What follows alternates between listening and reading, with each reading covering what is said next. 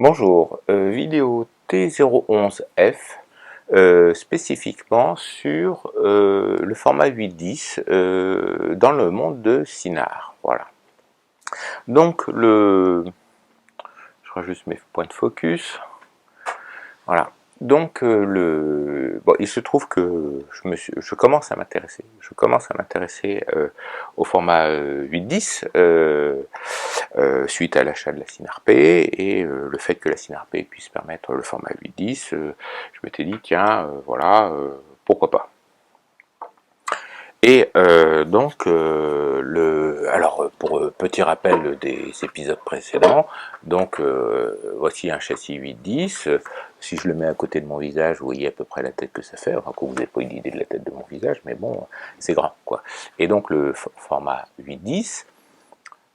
8.10 c'est le format américain, le format européen c'est 18 par 24 cm, donc 18 par 24 cm d'un côté ou 20 cm par 25 cm de l'autre. Utilise les mêmes châssis, utilise des châssis aux mêmes dimensions extérieures et utilise les mêmes dos springback. Donc le changement du format se fait par le choix du châssis. Le 18-24 devient compliqué à trouver en format de plan film, alors que le 4.5 est quand même beaucoup plus courant. Donc, je vais parler du 8.10, ce que je dis du 8.10 est applicable au 18-24, on est d'accord. Puisque c'est juste un problème de châssis. Voilà. Les châssis sont chers, très chers, difficiles à trouver.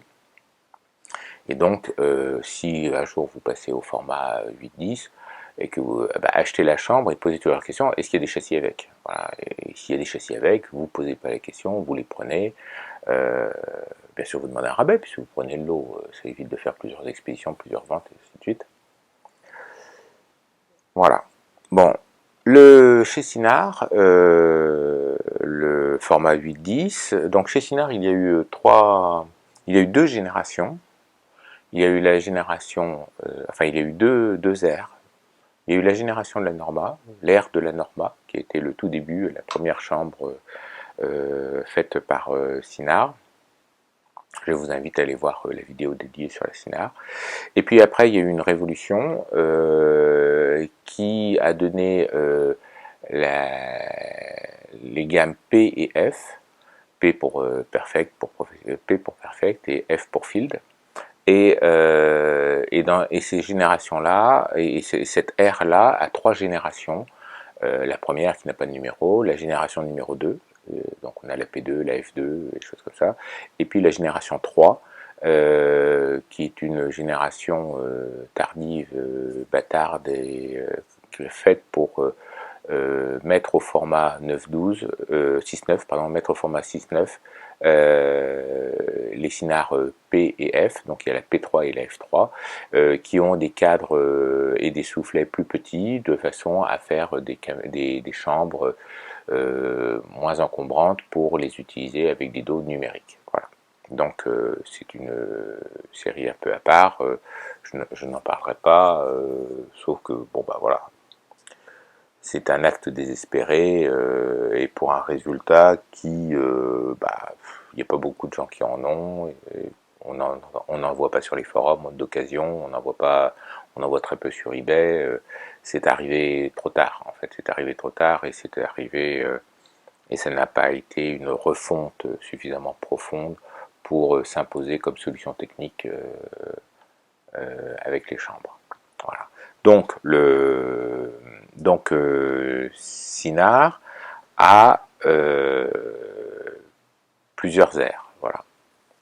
Et dans le cadre du 8.10, il y a eu deux tailles standards de frame, alors frame d'attache arrière, de cadre arrière, voilà, c'est-à-dire que là, donc je vous ai amené le, le dos springback et le cadre du truc, je vais tac tac.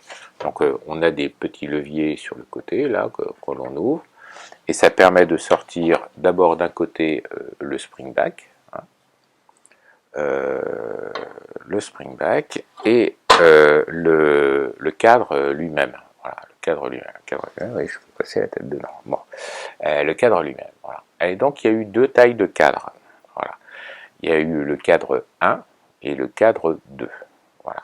Il y a aussi, on peut les appeler, le cadre 2 s'appelle aussi le cadre pour le dos de mesure.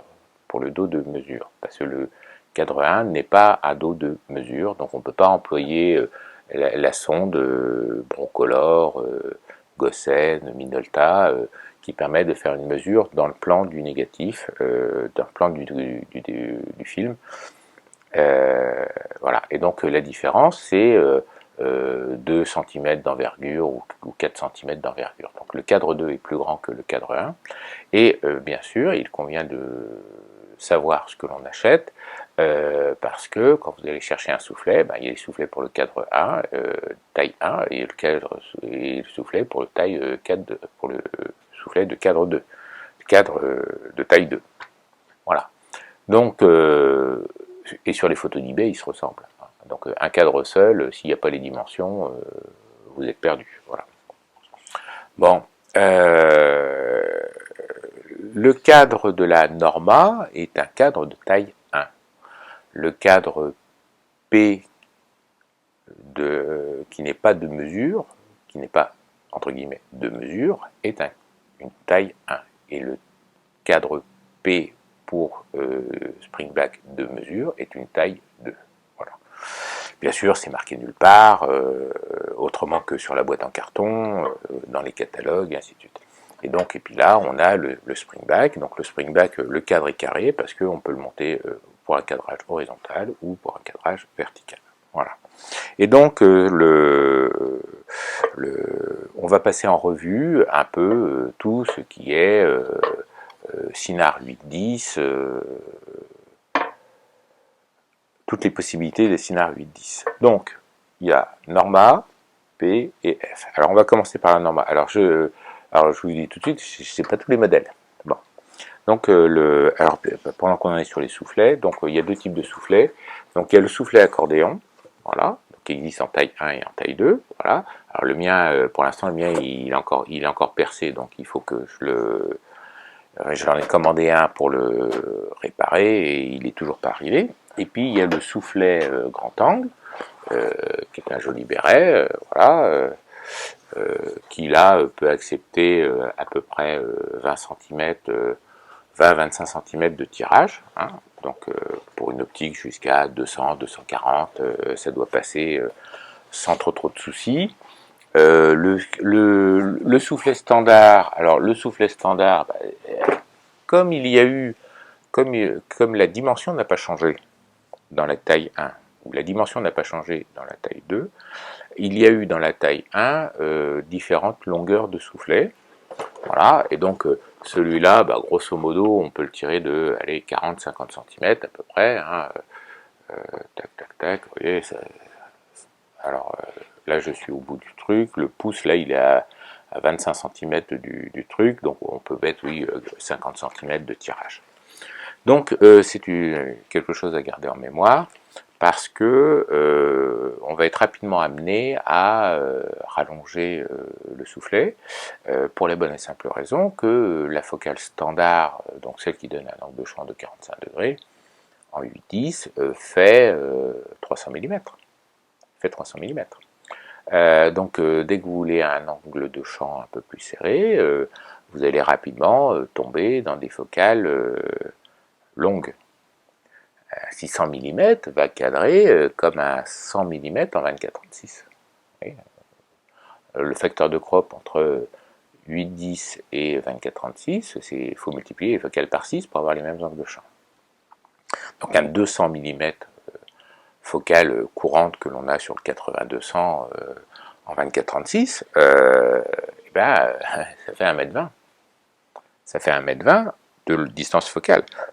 Ça veut dire que l'objectif, si on prend une focale standard, une focale normale, une focale symétrique, une construction optique symétrique, votre planchette avant, elle est à 1,20 m du dépoli quand vous faites une photo à l'infini. Voilà.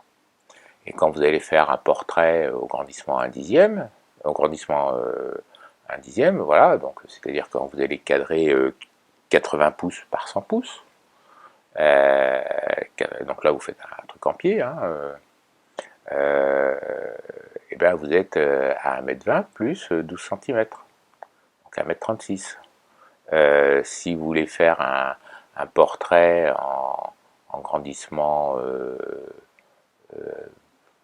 1,5, donc un 16 pouces par 20 pouces, hein, 20 pouces ça fait 50 cm grosso modo, hein, ça fait 20 par 25, hein, ça fait 20 donc ça fait 20 x 2 40 cm par 25 x 2 50 cm, voilà. Là c'est 60 cm qu'il faut rajouter. Voilà. Alors il y a des objectifs, bien sûr en 8-10 il y a pour ces grandes focales là ils ont fait des objectifs à formule optique téléobjectif. Ce sont des optiques relativement rares, donc chères, et le cercle image, donc l'angle de couverture, n'est pas beaucoup plus grand que l'angle de champ, et donc on a très peu de mouvement. Donc ce ne sont pas non plus des objectifs très souples d'emploi par rapport à la chambre. Voilà. Par rapport à la photo de la chambre, on se dit, bon ben voilà, super, une chambre, je vais pouvoir faire du décentrement du shift autant que je veux, et ben non, on est limité par le diamètre du cercle image. Et le diamètre du cercle image, c'est la taille de l'image maximum que peut fournir l'objectif, qui est fonction de son angle de couverture. Et quand vous découpez dedans un petit rectangle avec votre plan film, avec votre capteur, avec votre détecteur, et ben vous obtenez un angle de champ. Voilà. L'angle de champ doit toujours être plus petit que l'angle de couverture, sinon vous avez du vignettage. Et donc du coup, les formules optiques téléobjectifs, en plus d'être rares et chères, sont d'un intérêt relativement limité si on veut faire de la photo d'architecture où on va beaucoup décentrer pour avoir un détail et ainsi de suite. Voilà. Si on inclut le facteur économique là-dedans, la taille des obturateurs fait que pour ces très très grandes focales, on n'a plus des objectifs qui ouvrent à 5-6 comme en 4-5 par exemple. Alors c'est un épiphénomène parce que ce diaphragme d'ouverture ne sert qu'à faire la mise au point. Ce n'est jamais un diaphragme de travail parce que la correction des aberrations, l'angle de couverture dépend du diaphragme et grosso modo le format, même en format 4-5, on fait notre photo à 16 ou à 22 parce que c'est là où on a l'angle de couverture et la qualité la plus optimale, pas la meilleure, la plus optimale, pour le format donné.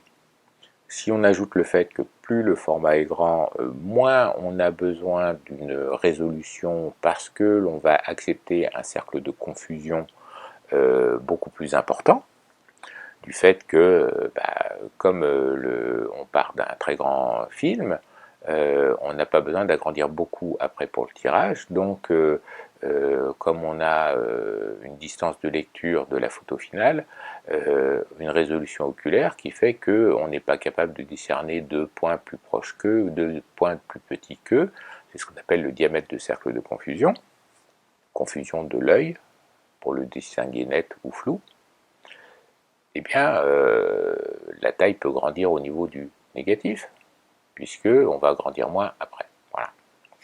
Donc du coup, si on ajoute l'aspect économique, les objectifs de grande focale que l'on va trouver facilement, ça va être des objectifs de bande de reproduction à 4 lentilles, avec des angles de couverture pas très très, très grands, mais bon, même avec 40 degrés d'angle de couverture, comme on a une focale qui fait 600 mm ou 800 mm ou 1000 mm, on a quand même suffisamment de cercle image pour réussir à obtenir nos décentrements. Donc c'est à la fois c'est un épiphénomène, mais bon. Et donc on est rapidement amené à aller au-delà des 50 cm fatidiques du soufflet standard 8-10. Et donc du coup, il y a dans le système SINAR ce qu'on appelle des montants intermédiaires ou des multipurpose, je ne sais plus le nom là, qui vont vous permettre de mettre devant un soufflet standard carré de chambre 4-5 pour rallonger votre tirage de encore 40 cm. Donc là, on arrive en une étape, on arrive à grosso modo 50 cm, plus éventuellement 40 cm, donc on arrive à 90 cm. 90 cm, on commence à pouvoir faire au 600 mm du grandissement à demi. Bon, c'est déjà pas mal. C'est déjà pas mal. Si on a besoin de plus, il y a eu chez Sinard un soufflet particulier qui était un soufflet 8-10 d'un côté et 5 pouces 7 pouces de l'autre. Voilà. Donc qui passait par l'intermédiaire d'un cadre, d'un montant intermédiaire en format 5-7 pouces. Donc 5-7 pouces, c'est 5 pouces par 7 pouces, et en format européen, c'est 13 cm par 18. Voilà, 13 cm par 18. Alors c'est, je crois, le seul format européen qui soit plus grand que le format impérial. Bon. Et il y a des aficionados du 13-18, et là du coup, c'est le 13-18 qui, entre guillemets, l'a emporté sur le 5-7. Voilà. Dans l'usage. Et puis le 4-5, c'est le format 9 cm par 12 cm. Alors 9 cm par 12 cm, 13 cm par 18 cm, 18 cm par 24 cm, ou 4 pouces par 5 pouces, ou 5 pouces par 7 pouces, ou 8 pouces par 10 pouces, c'est le format physique du film. Bien sûr, dans votre châssis, il y a un petit recouvrement qui vous enlève 2-3 mm de chaque côté pour tenir le film. Hein, je vais essayer de le sortir parce que celui-là, il est dedans depuis longtemps. D'ailleurs, si ça va bien. Et donc, vous voyez, le plan film est un peu plus large que l'image enregistrée. Vous allez me dire, oui, bon, 3 mm, 3 mm à gauche, 3 mm à droite, 6 mm au total. Donc sur du 8-10 ou sur du 18-24, ça ne change pas grand-chose. Ça change moins que le fait de passer de 18 à 20 cm, de 24 à 25 cm. 24 à 25 cm, ça se discute, mais de 18 à 20 cm, là, si, il y a quand même une différence. Il y a quand même 2 cm d'écart, parce que le 18-24, il est les mêmes 3 mm en moins, hein, donc ça fait quand même 2 cm. Bon. Donc, il y a un soufflet spécifique qui est fait que pour rallonger le truc, et donc il faut mettre un cadre intermédiaire en 5 pouces, 7 pouces pour pouvoir étirer le soufflet, et donc ce soufflet-là, en plus une possibilité d'étirement, je crois, de 80 cm ou un truc comme ça. Donc là, si vous commencez à avoir du vignettage du haut soufflet, c'est que vous avez trouvé un objectif très très très très long, et là, on ne sait pas quoi faire de plus pour vous. Alors bien sûr, tout ça, je ne l'ai pas inventé, et ainsi de suite. Et vous allez trouver sur Internet des sites qui vont vous proposer des scans de la documentation d'époque, et dans lequel vous allez trouver listés tous les accessoires, et ainsi de suite. Donc le catalogue, entre guillemets, le catalogue général de chez Sinard, il s'appelle le Code, voilà, donc ça s'appelle Sinard Code.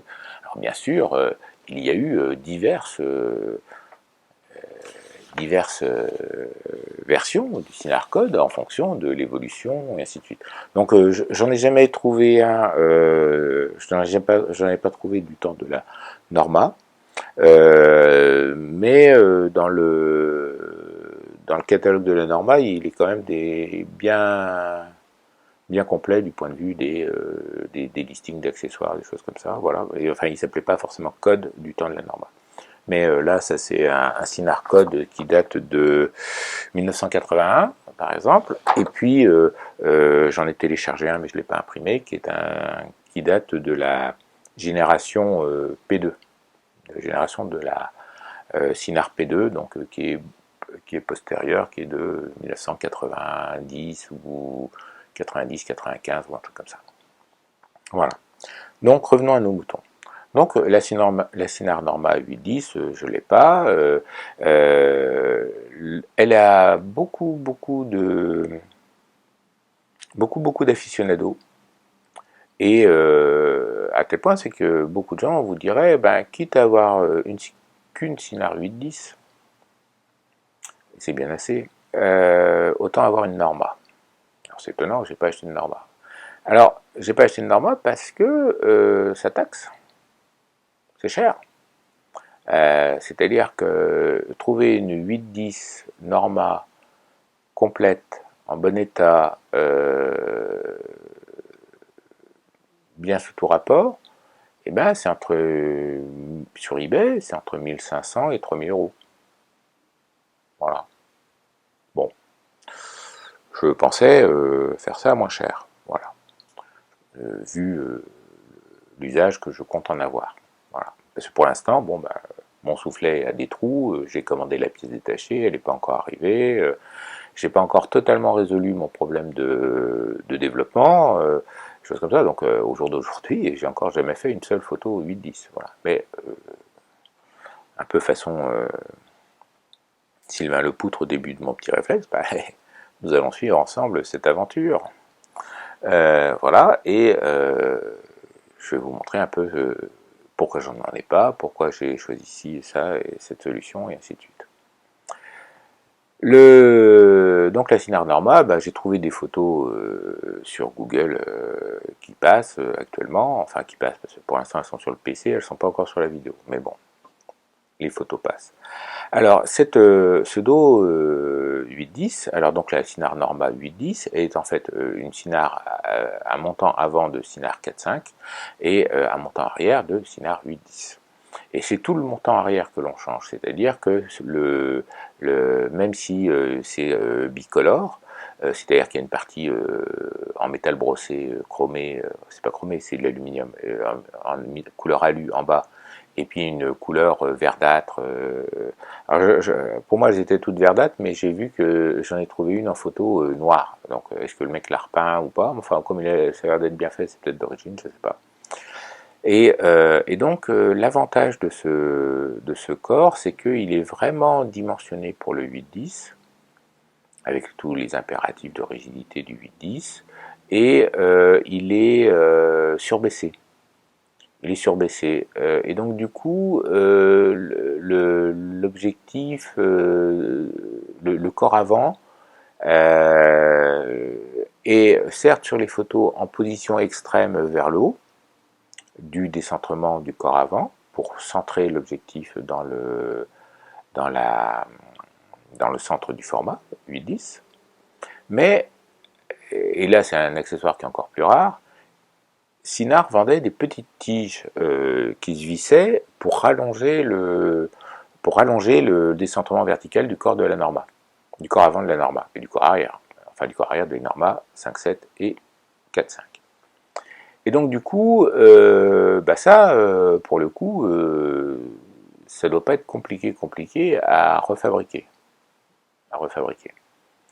Dans les photos que vous avez vu défiler, vous avez vu que on pouvait avoir des setups, des setups, le mot en français m'échappe, des configurations de la chambre avec des longues focales qui nécessitent plusieurs montants et plusieurs soufflets, et il y a des petites barres rouges qui sont censées rigidifier le bousin pour que le corps avant et le corps arrière ne se dérèglent pas, parce que la tension des soufflets est quand même non négligeable. Hein. Bon, on ne va pas soulever 10 kg avec un soufflet de Cynar, mais ça fait quand même quelques kilos de force, de traction dessus. Voilà. Et comme ce sont des bascules à la base, je vous renvoie à la vidéo sur la Norma, le bras de levier est quand même important, et ainsi de suite. Donc, bon, ils ont estimé nécessaire ces types de tringles et choses comme ça. Bien sûr, ces types de tringles qui sont destinés en plus au format 8-10, pour trouver le kit seul, voilà, vous aurez plus vite fait d'acheter la chambre avec le truc pour revendre la chambre pour garder les tringles. Voilà. pour dire à quel point certains accessoires ne sont pas faciles à trouver. Pas qu'ils soient rares, tout simplement parce que tout le monde les cherche et personne ne les vend. Voilà, c'est aussi simple que ça. Bon. Nous allons passer à l'étape suivante qui est... on va faire les Cynar F parce que c'est aussi donc, la série des F. Alors, la série des F, longtemps, la F n'a été que 4-5. Et peut-être que sur la pression de je ne sais pas qui, Cynar s'est mis à proposer des F en format 13-18 et en format 8-10. Tout simplement parce qu'on lui a demandé, voilà. Et ils l'ont fait. Et puis de toute façon, c'était ça où les gens allaient ailleurs. Et donc, la Cynar F existe en 8-10. Il y a une F1 et une F2 8-10. Et la différence est forcément sur le corps avant, ça c'est à peu près certain, mais il n'est pas impossible qu'il soit aussi sur le corps arrière. C'est pas impossible. Ça, j'ai pas vérifié parce que j'ai oublié. Et puis je me suis dit ce matin, ah oui, mais j'ai oublié la F en 8-10. Et donc comme pour la Norma, le corps 8-10 inclut le montant, inclut le montant complet. Il n'y a pas que le cadre. Le cadre n'est pas détachable, comme sur la Cynar P. Et donc du coup, c'est un épiphénomène. Hein. À la limite, c'est un épiphénomène. On s'en fout. Et donc du coup, ça reprend l'architecture de la Cynar F globale, c'est-à-dire grosso modo des bascules à la base, des tringles pour faire le décentrement vertical qui sur la F sont en dessous du cadre alors que sur la Norma 4.5 et 5.7 sont à côté du cadre. Hein. Donc la Norma, on a le cadre et puis on a les translations au-dessus, et puis la Cynar F, les translations sont en dessous. Alors je vais vous montrer des montants de Cynar F, vous inquiétez pas, mais je n'ai pas le montant du Cynar F en 8.10. Alors donc le fait d'avoir mis le décentrement en dessous impose un manchon de support un peu haut et ainsi de suite pour que les tringles ne rentrent pas en collision avec la tête du pied et ainsi de suite. Voilà. Donc et puis on a toujours la bascule à la base, une bascule succincte, hein, c'est vous serrez une vis et puis c'est serré, vous serrez, c'est serré et vous desserrez et ça tourne librement. Hein, donc vous tenez le truc, hop, vous mettez au triangle, vous revenez. Donc ça me plaisait pas trop. Comme ce sont des versions relativement récentes, hein, enfin relativement récentes, ça a quand même 20 ans maintenant. Ça a quand même 20 ans. Les premières F en 8.10, je sais pas de quand ça date des années 95-2000 ou quelque chose comme ça. Et ça se vend quand même relativement cher encore. Ça se vend relativement cher.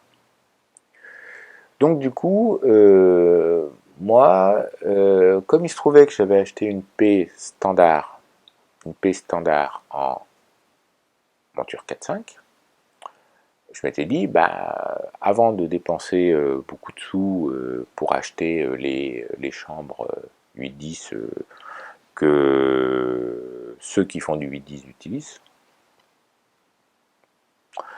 comme par exemple la Toyo 810, par exemple. La Toyo 810, visiblement, il y a beaucoup de gens qui en sont très très contents.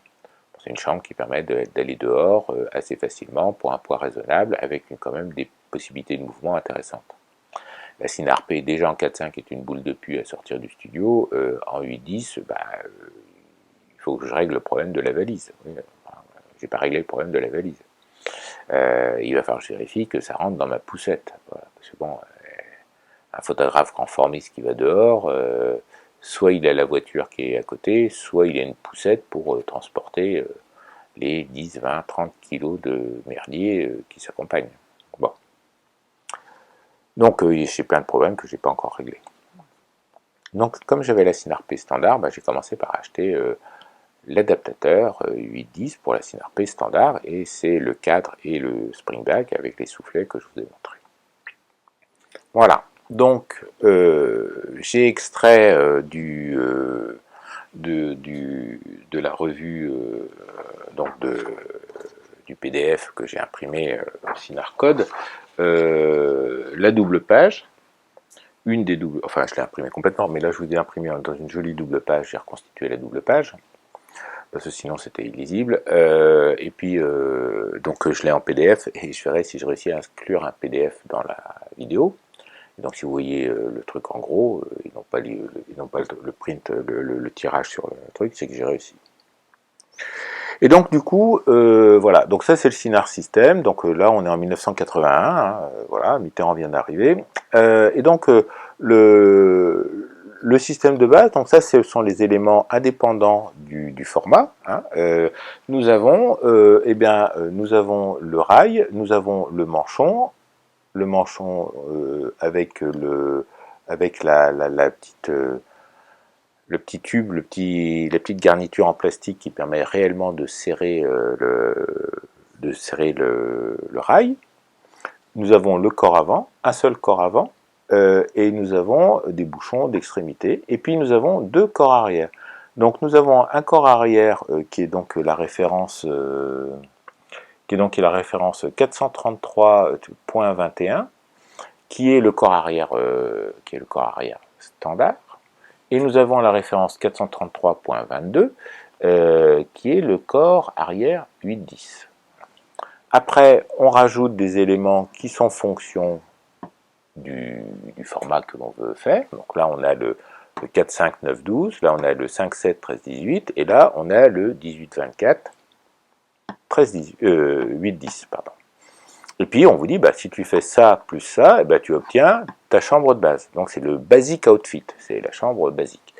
Et puis là, il y a en dessous des combinaisons d'accessoires qui permettent d'obtenir des chambres qui ont eu des noms propres, qui ont été vendues en direct comme ça, parce que vous n'achetiez pas, vous ne faisiez pas votre marché, vous disiez, bah, je veux une P45, ou je veux l'adaptateur 810, ou je veux la Synar F, et on vous livrait dans une boîte dédiée la Synar F en 4.5, ou l'adaptateur 810, ou ainsi de suite. Hein. C'était pas attends, il faut que je fasse ma nomenclature pour commander toute ma quincaillerie à part. Bon. Et donc, on va commencer par la Synar P standard. Et donc, la Synar P standard, voilà. Alors, donc il y a une vidéo sur la Synar P. Alors, je vais poser ça au milieu du cadre, c'est peut-être pas très intelligent. Et donc, la Synar P standard se trouve être, comment dire, avec le corps avant de la Synar 4.5. Voilà, on va mettre ça horizontal. Alors j'espère je suis pas sûr qu'elle va tenir debout toute seule. Voilà, parce que ma table est un peu inclinée. Et donc on a le cadre avant 4.5. Hein. Alors comme d'habitude, je vous les présente sans soufflet, parce que d'abord, de toute façon, ça va être le même cadre 8-10 que je vais balader. Hein. Donc, parce que je trouve que l'on voit mieux. Donc on a le corps avant, le corps arrière. C'est le corps arrière qui ressemble bigrement au corps avant. C'est-à-dire que l'on a le bouton de décentrement qui est au milieu, et puis comme le corps avant, voilà, et si on regarde sur les côtés, le truc, c'est le même corps, assemblé un peu différemment, mais c'est le même corps, avec les mêmes endroits, les mêmes choses, aux mêmes endroits, les mêmes boutons. Donc là, il est en réglage 4.5, et si je le passe en réglage 8-10, donc il faut que je tourne les boutons pour mettre les réglages sur le point rouge, tac, tac, tac, tac, tac, voilà, donc c'est quand même relativement bien fait, parce que, bon, on dit, alors il faut lire le mode d'emploi, voilà, donc là, on a les mouvements de façon à pouvoir centrer l'objectif du 8-10 au centre du format du 8-10, voilà. Et zoup, zoup, zoup. Voilà, ça tient encore debout. Et donc, si on monte le cadre, voilà. Alors, on m'a fait une remarque, oui, on voit pas ce que tu bricoles en dehors du champ. Oui, c'est vrai, mais ce que je bricole en dehors du champ n'est pas forcément intéressant. Normalement, je fais attention à ça. Et donc là, du coup, normalement,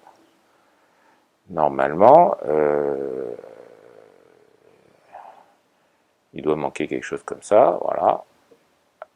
À vue de pied, on doit être quelque chose comme ça. Ah bah non, oui, le trait rouge, il est là. Non, non, je vais rater un trait rouge. Voilà. Et donc là, on est. Alors, il faut faire attention aux problèmes de perspective et des choses comme ça, parce que l'objectif prend un peu par au-dessus, et ainsi de suite, puisque là, on voit le dessus. Voilà, si je me mets parallèle à l'objectif, tac, tac, tac, voilà. Hop, voilà. Et donc là, on a réussi à avoir un cadre dans un cadre, parfaitement centré, et on est content. Bon, donc ça c'est l'option 8-10 avec le montant standard. Alors, grosso modo, et donc du coup, ça consomme des mouvements de translation, des mouvements de décentrement. Alors, c'est d'abord, il y a des photographes qui ont vécu avec ça et professionnellement sans souci, donc à la limite, je devrais être capable de pouvoir survivre avec ça, moi en tant que petit amateur. Donc ça consomme du mouvement, et puis bah, j'aurais pas forcément les moyens d'acheter des objectifs avec les grands angles de couverture et des grandes focales, vous voyez ce que je veux dire. Parce que bon, quand vous regardez le prix d'un super angulon en 200 mm de focale, super angulon, c'est donc un objectif de 100 degrés d'angle de couverture. En 200 mm de focale, c'est un grand angle.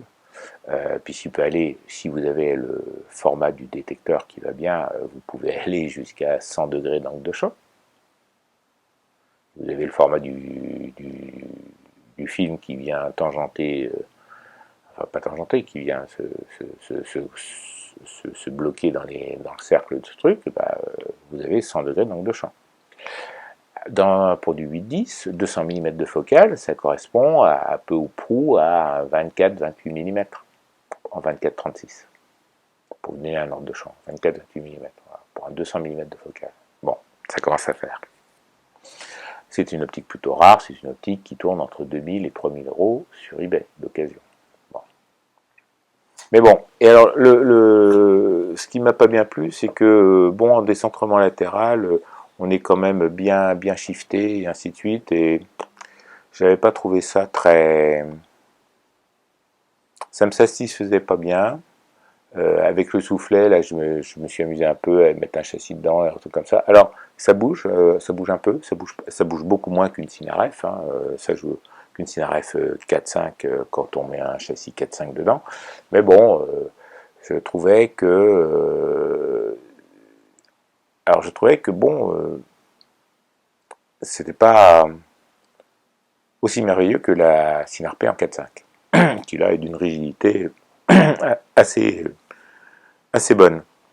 Après, si on regarde le décentrement vertical, le décentrement. Alors, oh là, alors ça pèse dans les. Alors il y a les poids aussi en face. Oui. Donc une Cynar 4.5 c'est à peu près 5 kg, en 8.10 c'est à peu près 7 kg. Voilà. Donc là, le décentrement, grosso modo, euh, pour faire rentrer le sommet de mon église dans le bazar, il me reste quoi? Il me reste 1 cm de course. Il me reste 1 cm de course. Alors là, ça va pas être évident à voir. Ça va pas être évident à voir. Ce qu'il faut regarder, c'est que en vertical là, on a 3 points. On a un noir, un vert et un rouge. Un noir, un vert et un rouge. Vous voyez, tout au long du truc là, on a un noir, un vert, un rouge. Le noir c'est pour le 4-5, le vert c'est pour le 13-18, et le rouge c'est pour le 8-10. Et quand il n'y a pas de vert, c'est le rouge qui prédomine. Non, je suis en train de dire une connerie. Quand il n'y a pas de vert, c'est le noir qui prédomine. Donc il y a certains mouvements qui, en 5-7, restent sur le réglage du 4-5. Et il y a pour le 8-10 où il y a forcément des réglages spécifiques. Voilà. Bon, donc du coup, le point noir, il est en face de la graduation 3, ça peut aller à 4 cm, donc je peux descendre mon cadre arrière de 1 cm. Bon. Et donc, je vous rappelle que l'image est inversée, et que le sommet du bâtiment est là, et puis le pied du bâtiment est là dans l'image, hein, parce que l'image est inversée. Donc, je peux descendre le cadre arrière de 1 cm. Et le cadre avant, alors ça va être encore plus difficile à montrer. Le cadre avant, du coup, lui, il faut le monter. Et grosso modo, il me reste 2 cm de course. Voilà. Il me reste 2 cm de course. Donc ça veut dire que je peux avoir un décentrement, ça veut dire que je peux avoir un décentrement vers le haut pour l'architecture de 3 cm. C'est-à-dire que je peux déplacer ma ligne d'horizon qui est au milieu de mon format de 3 cm vers le côté qui m'intéresse, vers le bas, de façon à avoir le haut. Ça fait peu. Je trouve que ça fait peu pour un format qui, lui, donc fait 25 en vertical, 6 cadres en vertical, 25 cm. 25 cm divisé par 2, ça nous fait du 12,5. 12,5 moins 3, voilà, donc ça va me faire du 9 cm et demi. Ça va me mettre ma ligne d'horizon à 9 cm et demi du bord, en bas. Pour donc du coup 12,5 plus 3, 15 cm et demi pour la partie du haut. Donc on n'est pas à la ligne de tiers. Conclusion, on n'est pas à la ligne de tiers. Voilà, la ligne de tiers, je vous l'ai fait à grosso modo 8 cm. 25 cm, 24 cm, 24 divisé par 3, 3 fois 8, 24. Voilà, donc on est à. La ligne de tiers est à 8 cm, 1 tiers, grosso modo. Et là, on est à 9 cm 5. Il y aurait 1 cm de plus, 2 cm de plus, voilà, j'aurais dit ça va. Mais on n'a jamais mis que l'horizon, la ligne d'horizon, à la ligne de tiers. Donc, j'ai trouvé que ça faisait petit. Voilà, ça faisait petit. Alors bien sûr, comme pour passer de 4,5 à 8,10, on monte l'objectif et on descend le plan film, le corps arrière on descend le corps arrière. Alors bien sûr, vous avez un décentrement gigantesque dans l'autre sens. Parce que du coup, pour aller faire un décentrement vers le bas. Mais bon, décentrement vers le bas, enfin moi, c'est pas quelque chose que j'utilise souvent, voilà, mais décentrement vers le bas, du coup, j'ai 2 et 4, j'ai 6 cm, sur le corps avant, et puis, donc pour descendre l'objectif, pour décentrer vers le bas, et puis à l'arrière, j'ai 3 et 4, 7 cm. Donc j'ai dit combien? 7 et 6. Ah, c'est ça ce que j'ai dit. 2 cm, oui c'est ça. Donc j'ai 7 et 6, 13 cm. Alors là, je peux, on va dire, il n'y a qu'à retourner la chambre. Alors c'est une possibilité, hein, je dis ça en rigolant, il n'y a qu'à retourner la chambre, oui, mais si on réfléchit bien, c'est pas quelque chose de compliqué à faire. Hein. Vous faites un cadre en bois ou un cadre en ce que vous pouvez, puis vous rentrez la chambre, vous la fixez comme ça, et puis voilà, hein, je dirais à la limite, quand vous en êtes déjà à sortir une poussette, un trépied de 5 kg pour foutre une chambre de 7, à la limite, ouais, pourquoi pas. Enfin bref. Bon, donc ça c'était la première approche du 8-10 en disant bon voilà, tu vas faire simple coco, t'achètes juste le cadre et puis ça ira bien. Voilà. Donc je redépose le cadre et on va voir maintenant possibilité avec le corps arrière 8-10. Donc, voilà le corps arrière 8-10. Alors, je vous le présente comme ça, voilà. Alors, donc, le corps arrière 8-10. Donc, on a... Alors, je ne vous mets pas les deux côte-côte parce que là, je vais avoir des problèmes de... Je suis pas assez musqué. Bon, mais par contre, on voit que le bouton de décentrement n'est pas au même endroit. On va retrouver des boutons, des points rouges essentiellement, des points rouges, des points verts, des points noirs, un peu partout, voilà. Et donc sur le corps standard, le bouton est au milieu, là, le bouton de décentrement est au milieu, alors que sur le corps arrière, il a été décalé. Voilà, il a été décalé. Là, il est en position pour le 8-10. Donc je suis point rouge et ainsi de suite, comme ça. Voilà, donc on met le cadre. Alors il se trouve que ma Cynar standard, ma Cynar 4.5 standard est pas une des, mais est parmi les premiers modèles. Parmi les premiers modèles. J'ai pas le numéro, j'ai pas vérifié, et ainsi de suite, et puis on s'en fout. Mais elle a des attributs, enfin, elle a quelques manques, elle a des gravures et des choses comme ça qui sont différentes des dernières versions de la Cynar P standard, de la Cynar P, la P1 en fait. Et puis après, on est passé à la P2, où là, les P2, elles sont faciles à reconnaître, les corps sont noirs. Donc, Cynar P chromé, c'est de la P1, et Cynar P à corps noir, c'est de la P2 ou de la X. Cynar X. La Cynar X est une Cynar P où on ne peut pas changer les cadres. On ne peut pas changer les cadres. Voilà.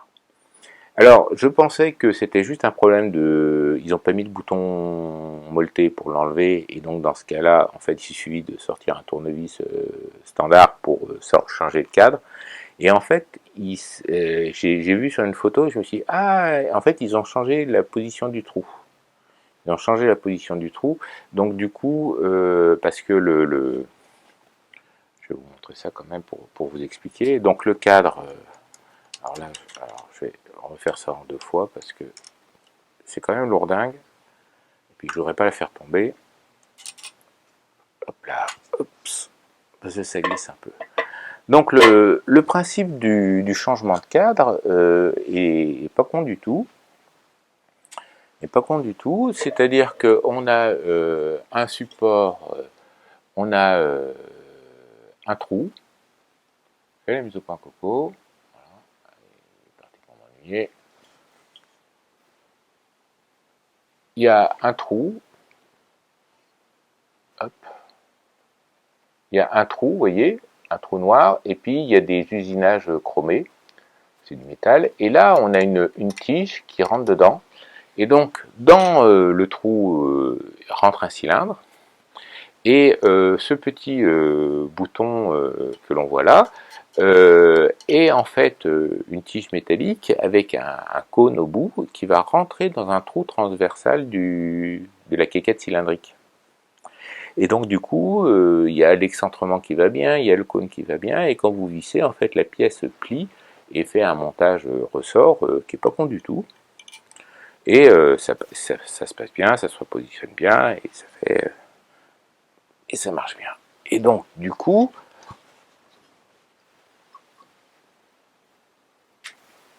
on a là, fait la mise au point coco, voilà, tac.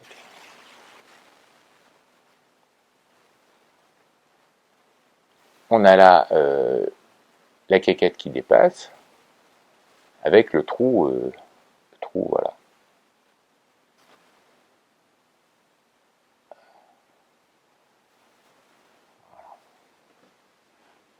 Alors, on va décaler ça.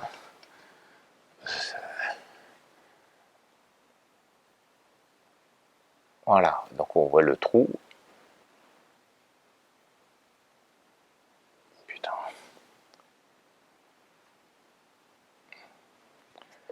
C'est lourd. c'est, voilà, on voit le trou, on a la quéquette, on voit le trou, voilà. Bon, hop là, et donc, on a le bousin, on se met comme ça, donc la quéquette, on est en bordure de champ, la quéquette, elle est là, on a le rail comme ça, on enquille le cadre dedans, et hop là, et on tourne la molette, et on tourne la molette, voilà, et d'un point de vue mécanique, ça tient la route, quoi. D'un point de vue mécanique, ça tient la route. Et donc là, on a le corps arrière, donc je vérifie point rouge. Hop. Et là, zoup, hop, hop. Donc, point rouge, point rouge, point rouge, point rouge, hop, et voilà.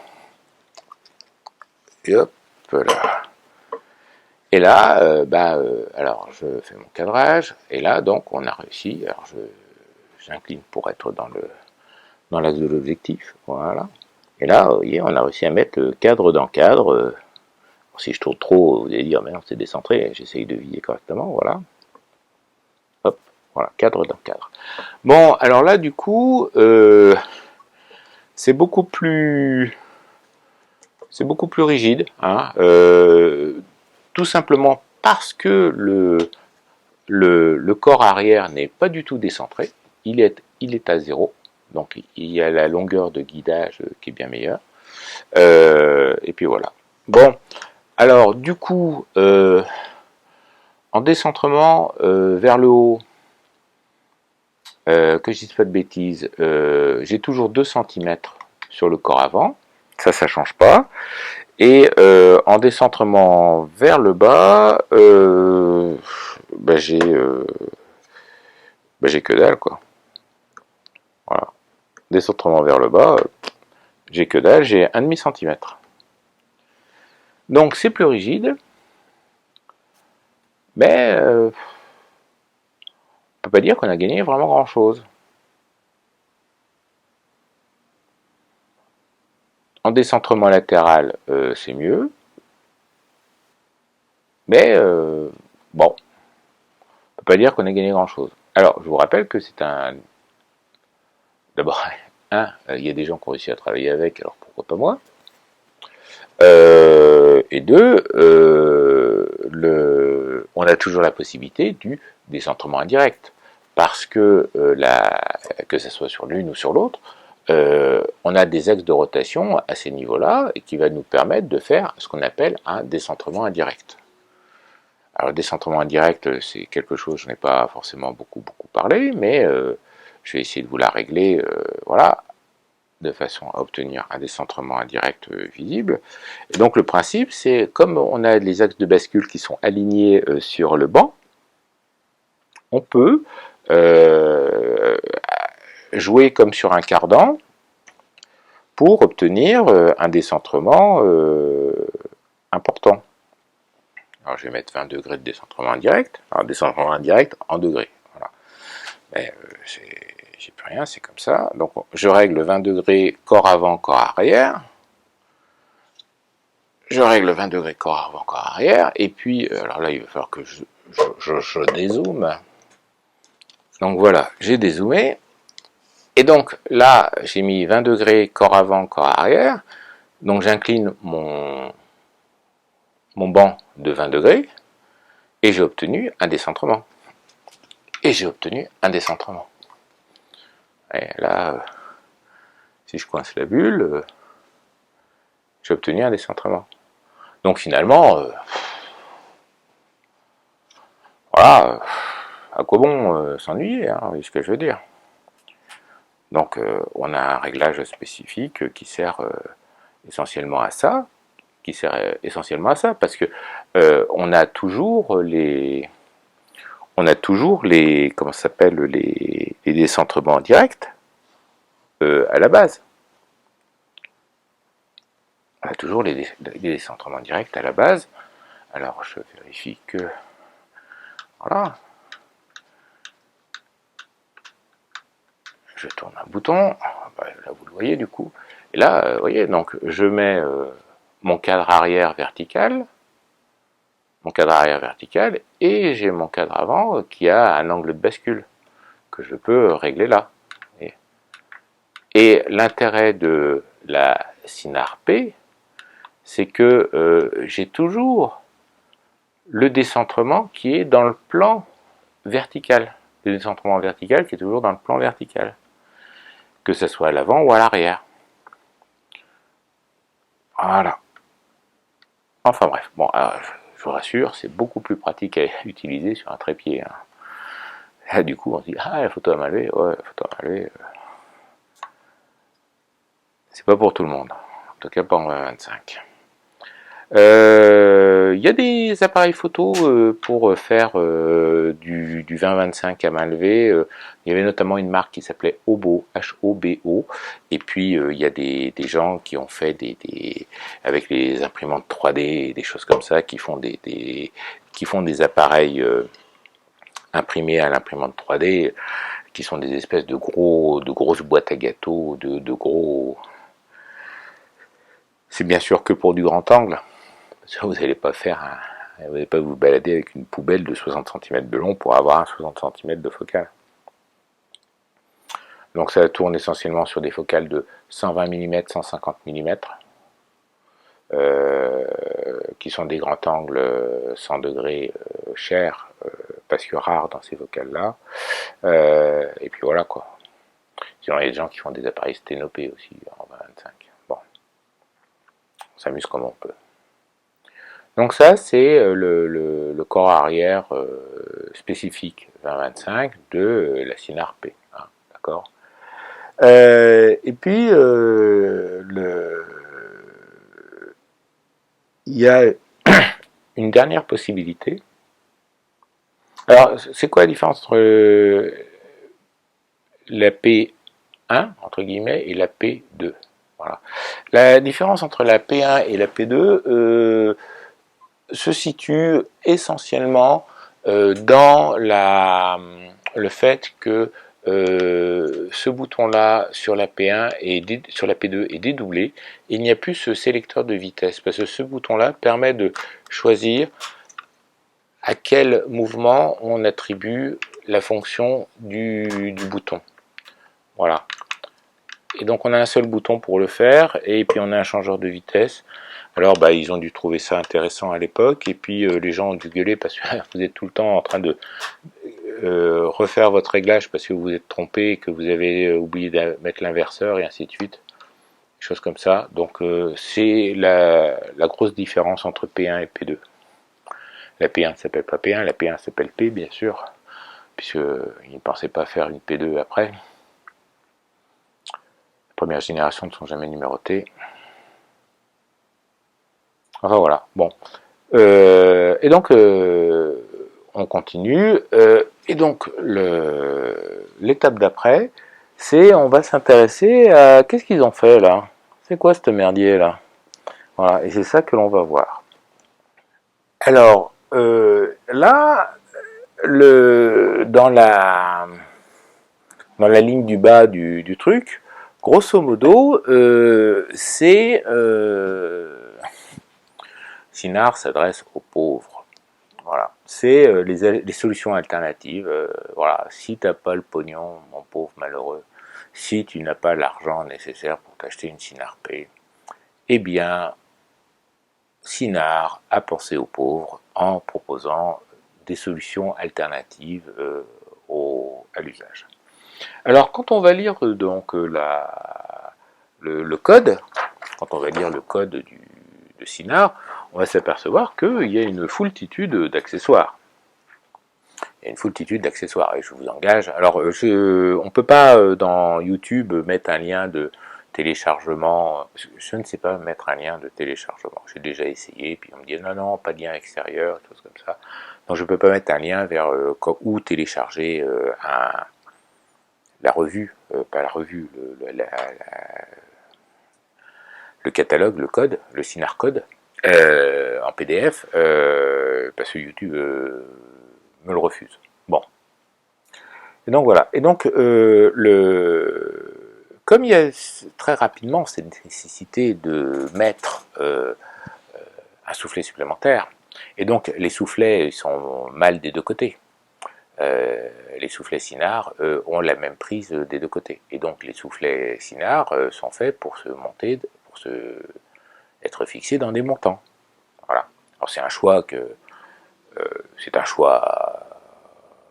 de base, en vous disant bon ben voilà, je fais une chambre 4-5 avec des cadres 4-5, je décide que l'attache du soufflet est la même des deux côtés, parce que comme ça quand tu vas mettre ton soufflet, il n'a pas de sens. Les premiers soufflets des Norma n'étaient pas carrés, ils étaient pyramidaux, y compris en 4-5, mais voilà, l'attache est la même. Voilà, l'attache est la même. Et l'attache est la même pour le soufflet, pour l'objectif et pour le dépoli, en 4-5. Et puis, comme on va être rapidement amené à à rallonger les soufflets, à rallonger ou à changer de format, quand le mec a dessiné sa Norma en 13-18, et ben, il a dit bon je vais faire un cadre un peu plus grand, forcément, pour passer du 13-18, mais il n'a pas refait le cadre avant, il n'a pas refait des soufflets identiques, parce que le soufflet de 4-5 était déjà pyramidal, donc il a fait un autre soufflet pyramidal pour le 13-18 qui va du 4-5 au 13-18. Et puis quand il a fait le 25, il a fait pareil, il a fait le soufflet qui va du 4-5 au 8-10. Mais si vous avez besoin d'augmenter la taille de votre tirage et que vous avez vous allez mettre le soufflet du 4-5, alors il avait la possibilité de dire je fais un soufflet spécifique d'allonge qui donc se monte sur la bride du soufflet du 4-5. Et comment ça tient? Ça va tenir en l'air comme ça, donc il faut quand même le rattacher au pied, un support, et choses comme ça. Donc voilà. Et c'est d'ailleurs ce qu'il a fait, enfin, donc il aurait fallu quand même le rattacher au support, où il dit, je vais prendre le soufflet du 4-5, et puis comme de toute façon il faudra un système pour fixer les soufflets ensemble, et qu'il faudra le rattacher au banc pour éviter que ça se casse la gueule par le simple poids des brides en plastique qui tiennent le truc. Parce que bon, au début, les brides, elles étaient métalliques. Hein. Le soufflet 8-10, là, la bride arrière, elle est toujours métallique. Voilà. Donc c'est lourd et ainsi de suite. Bon, la bride avant 4-5, elle est en plastique maintenant, mais du temps de la Norma, c'était un bout de tôle métallique. Donc c'est lourd. Et donc de toute façon, il est obligé de rattacher cette attache de soufflet au banc. Et donc, quitte à avoir de toute façon cet accessoire merdique, autant dire on va prendre des soufflets 4-5 qui ont la même attache devant-derrière. La pièce de support, excuse-moi, la pièce de support, on va faire un cadre 4-5 avec un système d'attache de pied beaucoup plus simple. Et puis voilà, et en avant Guingamp, et ça va être bien. Et notamment, si vous faites une recherche sur eBay sur le montant multi-usage du temps de la Norma, il est vraiment très simple, très succinct. Et d'ailleurs, j'en ai pas à vous montrer parce que j'en ai d'autres, mais il est vraiment très simple et très succinct, et du coup, on comprend mieux les choix qui ont été faits.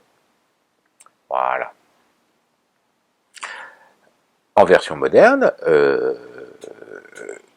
donc là sur le catalogue des années 80, on a le même concept de banc avant qui est multi-usage, simplifié au possible, qui a d'ailleurs un système d'ouverture fait pour pouvoir le glisser au niveau du rail sans avoir à enlever le montant avant pour le glisser et puis le remettre après. Alors ça fonctionne, je le fais pas souvent parce que j'ai toujours un peu peur que le plastique casse, hein, parce que bon, ça commence à avoir 40 ans, ça commence à avoir 40 ans. 1980, la Cynar F est dans le catalogue de 1981. Voilà. Donc ça, c'est le montant avant de la Cynar F. Voilà, la Cynar F. Alors je l'ai sorti, je l'ai exhumé, parce que, de un, j'étais vachement content de le retrouver, parce que je l'ai longtemps cherché. Et puis, je vais vous montrer la suite.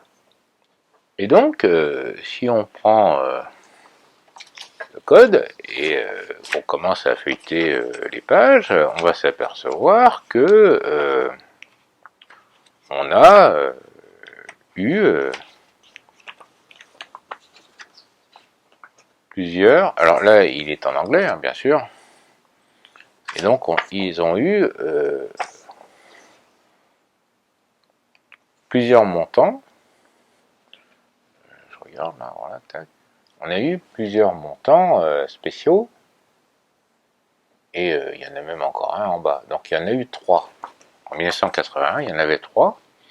Et donc on est quand même page 10. Hein. Alors je ne voudrais pas dire de bêtises. Voyez, page 9, on a les montants de la SynRP. Voilà, on a les montants de la SynRP. Voilà,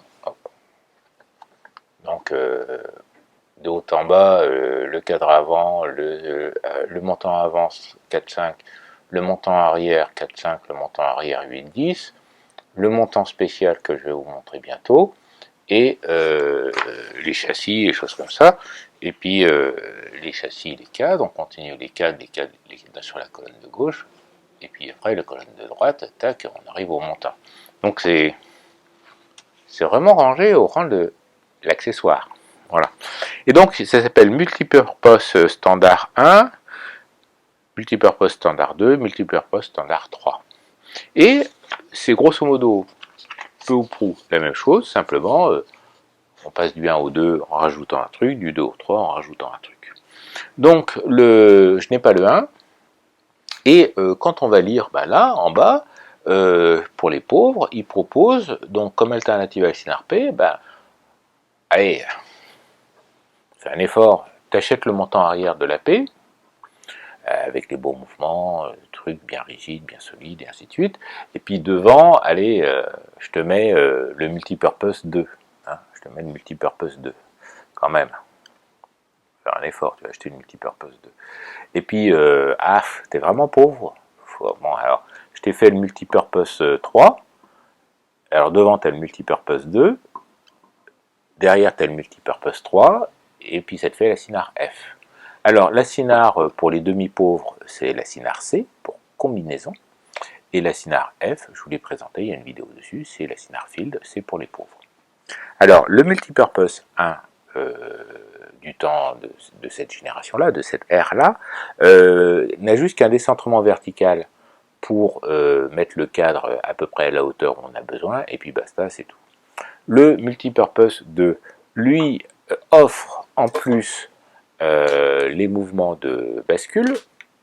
Donc on a 2 boutons pour le serrer, desserrer, donc on a celui-là là, et puis on a celui-là, alors il se desserre, voilà, je me souviens plus, et donc du coup ça peut s'incliner à l'avant comme ça, voilà, tac tac, et puis ça peut tourner comme ça, tac tac, ça peut tourner comme ça, voilà.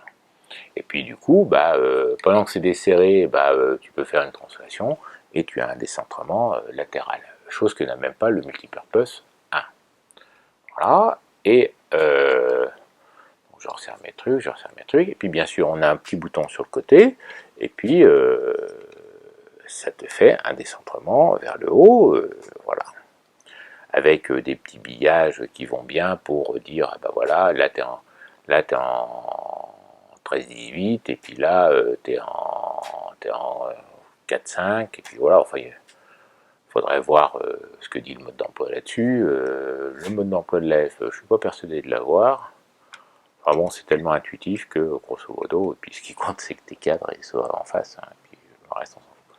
Donc ça, bon, je vous l'ai sorti pour vous montrer le multipurpose 2, parce que on va en parler.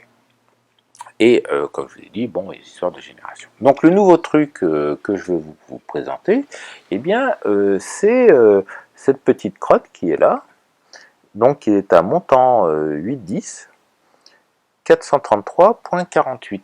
Et c'est le montant qui va servir pour l'assinar S1 et l'assinar S2. D'accord? Donc là, on a l'assinar C en 4,5. Là, on a l'assinar C en 13,18.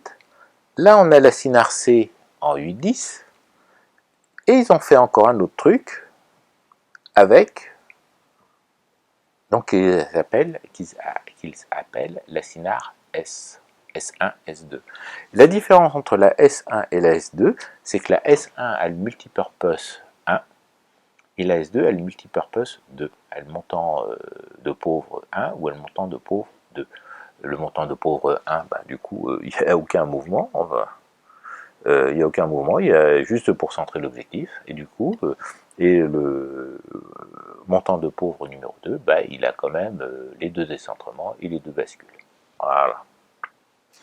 Donc, physiquement parlant, alors c'est quelque chose qui est... on n'en voit pas souvent sur eBay. Alors, du coup, là, dans la série j'ouvre mes tiroirs et je fais du mécano, je fais du Lego, donc j'ai acheté le montant arrière tout seul. J'ai trouvé comment ça s'appelle, un manchon de pied de Norma, et puis j'ai trouvé un multipurpose à mettre dessus, voilà quoi. Donc je suis en train de m'apercevoir que je fais une bêtise, mais enfin bon, je vais continuer à faire ce que je voulais faire. On va dire, tu bricoles encore en dehors du truc, voilà. Bon, et puis donc je me suis dit, je vais racheter des rails, donc j'ai racheté des rails de 15 cm parce que voilà, et voilà. Et donc voilà, hop, hop, hop, hop. Donc c'est déjà beaucoup plus léger. Et donc voilà le montant 8,10 S, entre guillemets, S. Voilà. Et donc, bon, bah là, on met le rail. Là, on a le bouton de mise au point. D'accord. Hop, hop, hop. On met dans le cadre. Voilà. Tac, tac. Là, on a le bouton de mise au point. Alors, hop, on recommence le sketch de tout à l'heure. Voilà. Donc, on a le bouton de mise au point. Voilà. Vous êtes côté photographe. Hop, hop, hop. Le bouton de mise au point. Et donc, on a la translation que l'on voit là. Et en fait, ce corps arrière n'a que la mise au point. Que la mise au point. Ah, ça va faire du bruit. On le ramène. Voilà. Ce corps arrière n'a que la mise au point. Alors, vous dire, attends, c'est bizarre là, parce que tu nous ennuies avec ces histoires de décentrement et de choses comme ça, et tout d'un coup, tu achètes un corps arrière qui n'a que la mise au point. Bah oui, c'est bizarre, mais bon, le propre de l'homme, c'est d'évoluer. Pourquoi pas moi? Et donc, je monte ça sur un rail. Hop, ça se bloque, ça se verrouille, tac, tac.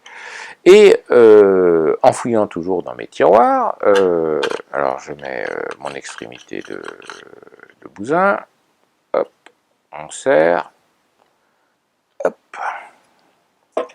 J'ai trouvé, alors un truc que j'avais acheté, un multipurpose 1, mais qui cette fois-ci est de la génération de l'époque de la P2 et ainsi de suite. Alors on va le reconnaître tout simplement parce que le bouton est caoutchouté molleté. Voilà. Avant c'était du plastique brut en forme de trilobique, de choses comme ça, de ce que vous voulez. Et puis là ils ont dit on va mettre du caoutchouc quand même. C'est la nouveauté de 1999, on rajoute du pour le prochain millénaire, on met du caoutchouc. Et alors du coup, je vais vous les montrer les deux côte-côte. pour essayer de reconnaître les différentes générations. Voilà, on va mettre ça sur un bout de rail. Voilà. Tac, tac, tac, tac. Hop, hop. Alors, hop. Voilà. Déjà, le bouton de décentrement, là, il est main gauche. Donc, à l'avant, on a, alors, sur le cadre chromé, c'est celui de 1981. Sur le cadre noir, c'est celui des années 90, 90-2000. Donc, sur le cadre chromé, on a le décentrement, le bouton de décentrement qui est main gauche. Là, il est main droite sur le noir, sur la version 2. Et c'est là où je vais les dire, ils sont comme ça. Et donc, vous allez voir que les indications d'angle que l'on trouve là, voilà, décidément,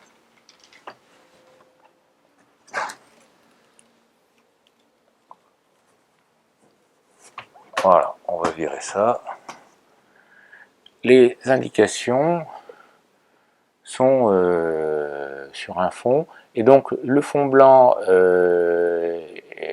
on a une zone, là c'est noir de partout, mais il y a des petits points blancs, il y a un plus, il y a un moins, et alors que sur l'autre c'était blanc et noir, plus et moins, et ainsi de suite, pour indiquer les gravures, et voilà, et donc ça c'est typiquement les changements cosmétiques de la version 1 à la version 2, grosso modo. Mais il y a aussi un autre changement, c'est la taille des quéquettes en dessous. Ceux-là, ils sont réglés à la même valeur de décentrement, ils sont réglés au minimum, et il n'y a pas la même longueur de tige. Alors, je ne l'ai pas imprimé, et en fait, dans le code de la version de la P2, de la génération de la P2, il y a en fait deux multipurpose 2, un à grande tige et un petite tige. Voilà. Et c'est là où je voulais en venir. Et donc du coup, je suis très content parce que par un coup de bol, j'avais acheté il y a 3 ans ou 4 ans un accessoire de pare-soleil qui se trouvait être le corps avant parfaitement idéal pour ce que je voulais faire. Donc, alors, je vais remettre ça pour éviter d'avoir l'autofocus qui pompe, ce qui est toujours très désagréable. Je vais remonter mon bousin. Voilà. Tac, tac, tac, tac, tac. Hop, hop, hop, hop. Yop. Voilà. Hop. On y va. Hop, hop, hop, hop. Voilà. Ok. Et donc, du coup, ça me fait un ensemble totalement hétéroclite, puisque là, on a 3 générations vous contemplent. On a le manchon de la Norma, on a le corps arrière de la S, et puis on a un corps avant de la génération 2. Mais bon, les cons, ça ose tout, ça qu'on les reconnaît. Donc je prends mon cadre 8-10, je le monte dessus,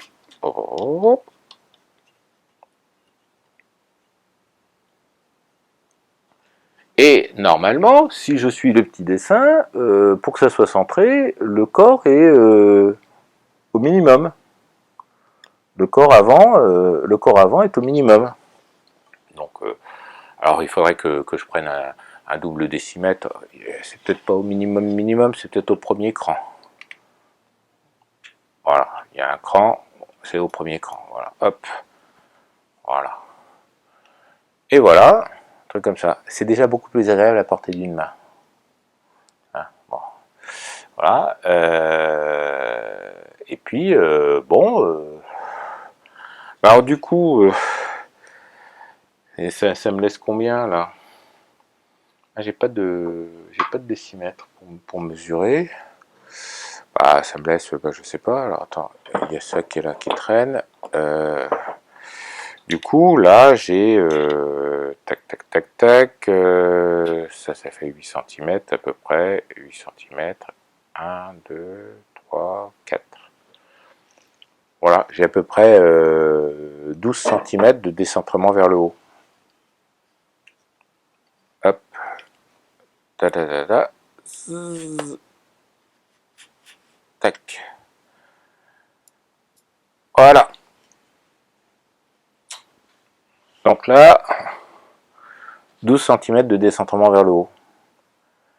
12 cm de décentrement vers le haut, je peux mettre en vertical ma ligne d'horizon au bord du champ. Alors, donc, alléluia. Alléluia. Hosanna, il y a de la bière ce soir à table. Voilà. Alors, bien sûr, bon, ça c'est du coup cet assemblage.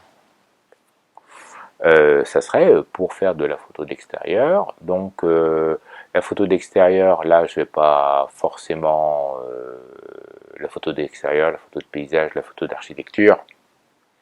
Je vais faire ça avec des focales de. Donc j'ai un 120 mm. 120 mm, décentrement, il n'y a pas. Parce que l'angle de couverture, l'angle de champ obtenu est très très très proche de l'angle de couverture. Donc tu as 2 mm, 3 mm de rab. Voilà. Autant dire que tu n'as rien, quoi. Après, en focale, j'ai un 240. Alors 240, mais c'est un 240 qui du coup fait 80, 75 degrés, 72, 75 degrés d'angle de couverture. Et là, pareil, l'angle de champ est très proche de l'angle de couverture et donc j'ai très très peu de possibilités de décentrement. Là, on doit arriver à 1 cm, donc le problème ne se pose pas. Et puis, donc, il va falloir que je me trouve peut-être un intermédiaire qui permette de, comme le 150 mm, 150 mm, ce serait pas mal, ou le 300 mm, qui pour le coup, lui, va avoir l'angle de couverture qui va me permettre d'avoir du décentrement et ainsi de suite. Donc, l'architecture va pas être, comment dire, pour l'instant, je n'ai pas les moyens financiers d'avoir les objectifs qui me permettraient d'exploiter cette possibilité de décentrement. Voilà. Si je réussissais à me trouver un 200 mm en 100 degrés d'angle de champ, en 100 degrés d'angle de couverture, là, oui, je peux y aller franco de port et ainsi de suite. Mais bon, c'est pas impossible. Hein. C'est pas impossible, il faut chercher.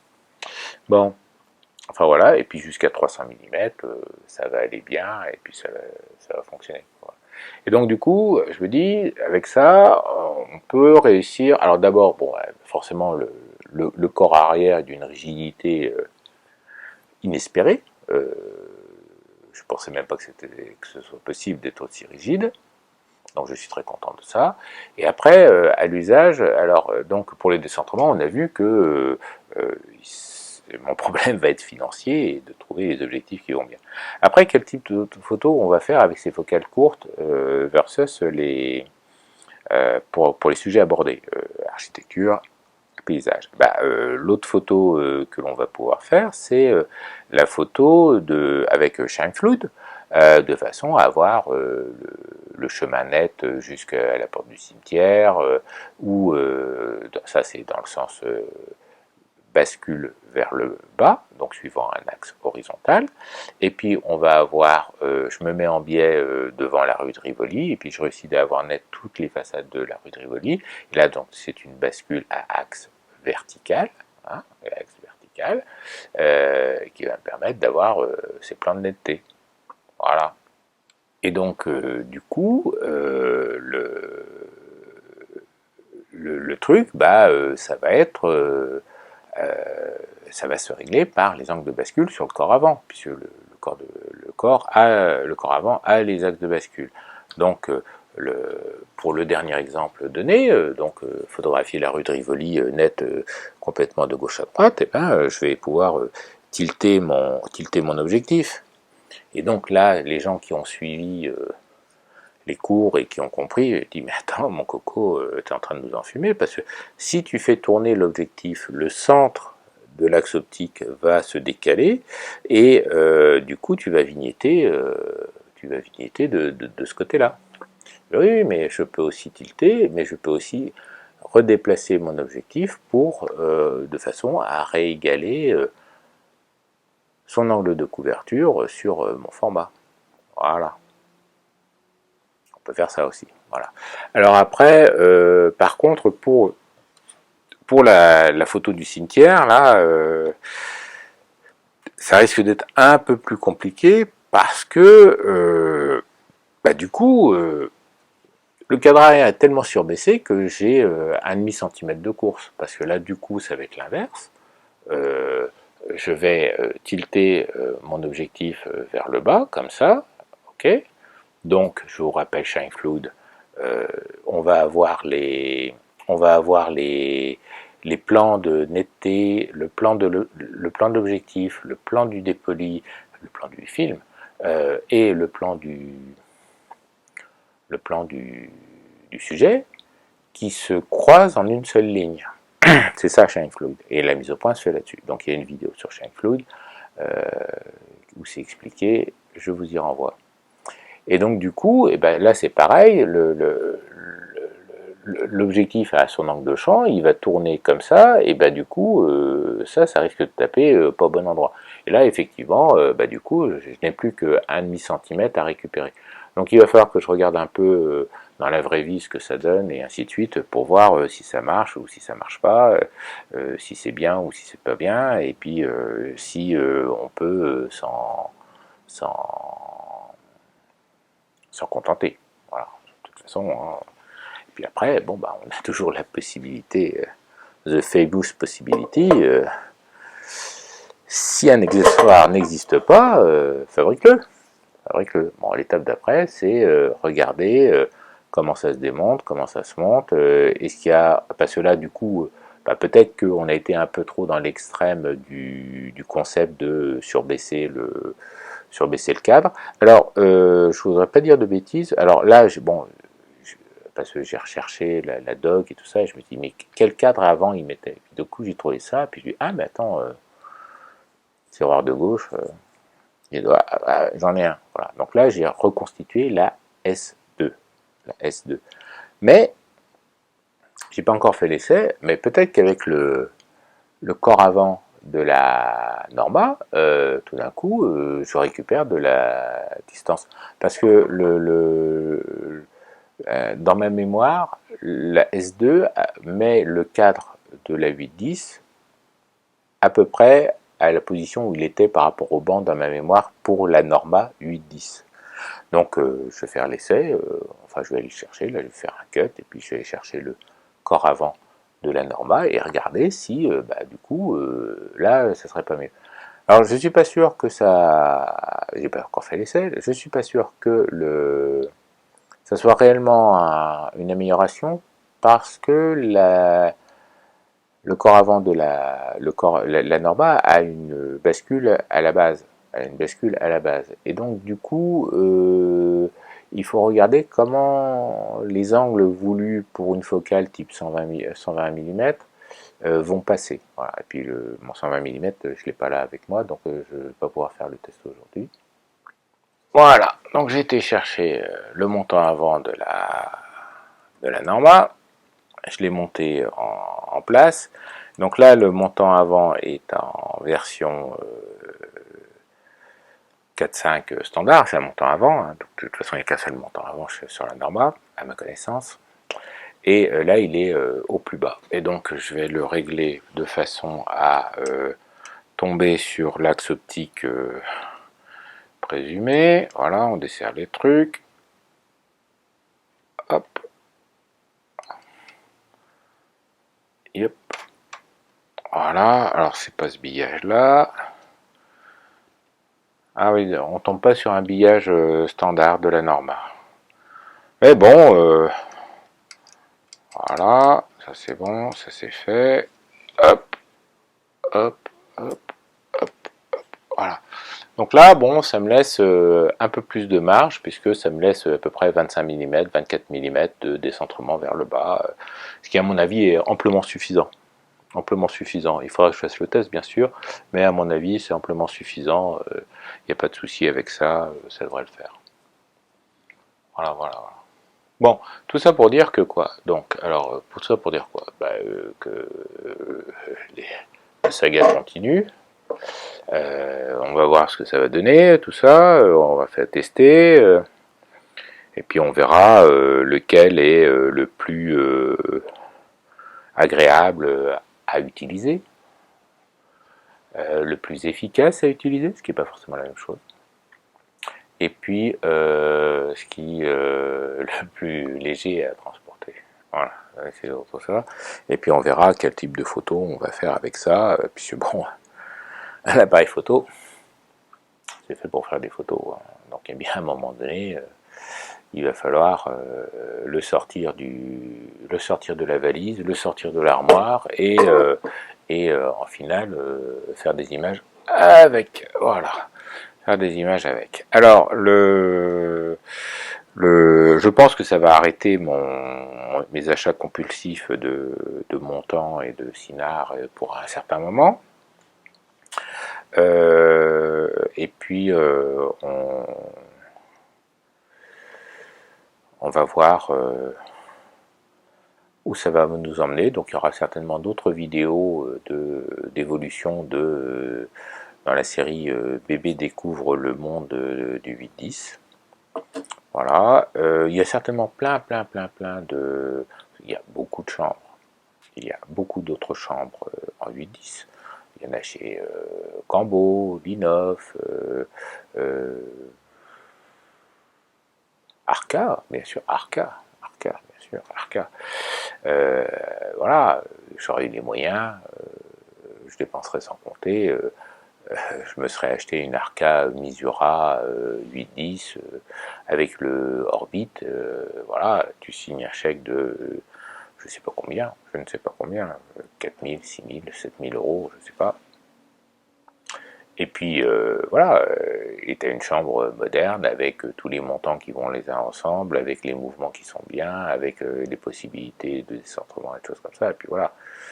Donc moi, il se trouve que j'ai eu du Cinard dès le début, et puis j'ai continué dans ce système-là. C'est toujours le problème. Là, je vous renvoie à la vidéo comment construire un système, comment acheter un appareil photo, et ainsi de suite.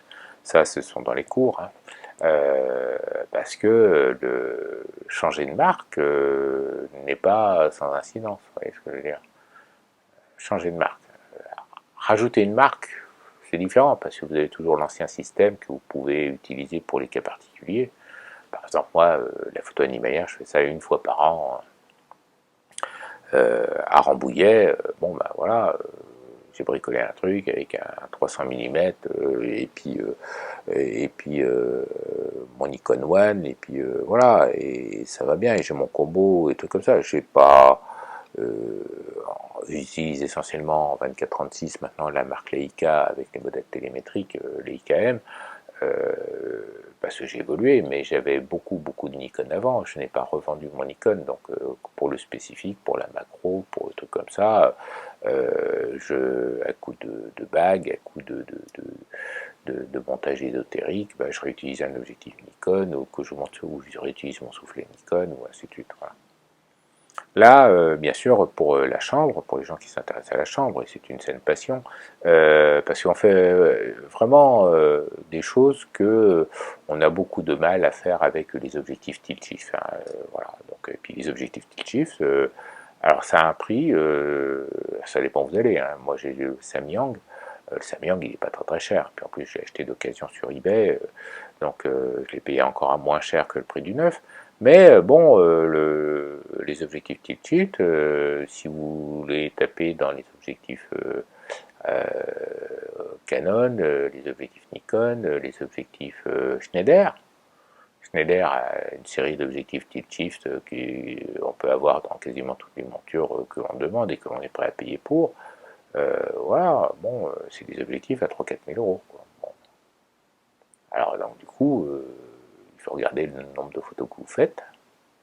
Vous divisez le prix du matériel par le nombre de photos que vous faites, et puis vous avez une idée de combien vous coûte votre matériel par photo, hein. C'est aussi simple que ça. Et puis le plaisir à utiliser, le plaisir à faire, et ainsi de suite. Et l'exploitation après que vous faites de vos photos aussi, hein. Que si les photos c'est pour les mettre sur Flickr, ou si c'est pour les tirer, ou si c'est pour les vendre. Le business plan n'est pas du tout le même. Voilà, moi je suis amateur, je vends pas mes photos, je me fais ça pour me faire plaisir. Moi je convertis le prix du matériel photo en nombre de pizzas. Voilà, donc, dans mon ancien boulot, entre chez moi et le boulot, il y avait un camion de pizza. Donc quand je rentrais le soir, je payais une pizza. Voilà. Alors d'abord, ça me fait prendre du poids parce que, étonnamment, bien qu'il y ait des légumes dessus, c'est pas forcément très équilibré, il paraît. Je n'ai jamais compris pourquoi. Enfin bref. Et puis finalement, bah, j'y allais, allez, 3 fois par semaine, 4 fois par semaine. Bah, 50 balles la pizza, voilà, t'as 200 francs par semaine de restaurant. Ça revient à ça, hein, c'est restaurant. Hein, la pizza au camion, c'est restaurant, sauf que tu rentres chez toi. Et puis voilà quoi. Et donc du coup, et quand j'ai quitté la région de Clermont-Ferrand pour venir où je suis maintenant, et ben, j'ai arrêté les pizzas et puis je me suis aperçu que je mangeais trop de pizza. Voilà, parce que du coup, du point de vue du budget, ça s'est ressenti. Voilà, voilà. Donc l'argent que vous mettez dans votre plaisir, l'argent que vous mettez dans vos loisirs, vous pouvez le mettre dans plein d'endroits, y compris dans une pizza. La pizza, le lendemain, vous tirez la chasse dessus. Vous voyez ce que je veux dire? Voilà. Bon. Donc, ce sont des choix de vie, ce sont des choix d'investissement, et puis c'est vous qui voyez. Hein. Bon, je ne peux pas être à votre place pour vous dire quoi que ce soit. Donc, dans les chambres 8-10, on va trouver beaucoup de chambres techniques qui vont être intéressantes pour faire de la photo d'objets, qui vont être intéressantes pour faire de la photo d'architecture.